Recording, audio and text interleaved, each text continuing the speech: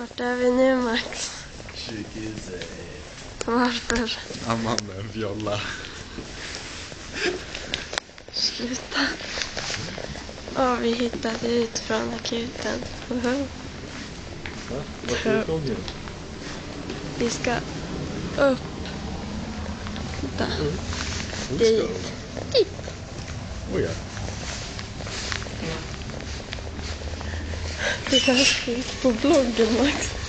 Max fes. I sjukhuset.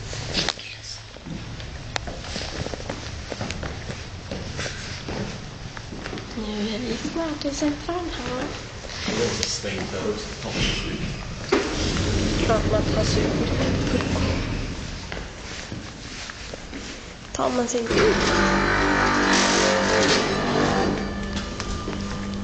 Sesam öppnar.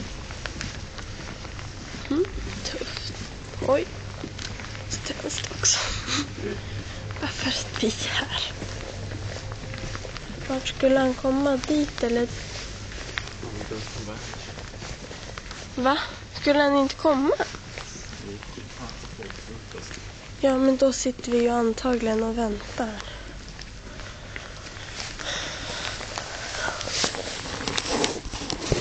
Det är alltid jätteroligt. Åkt ambulans. Max tyckte att det var askul. Ja, askul. Amanda såg ut som fjomp. Något.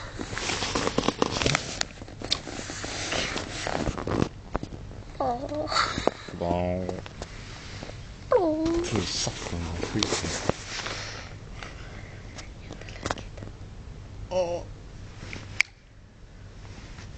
Vad var det vaken sen? 12. 11. Till nu. Vad är klockan nu? 5:05 är klockan nu. Trevligt. Mycket. Nej. Max är rytad. Nu ska vi hem och fika. Sen slipa. Ja, hon ja.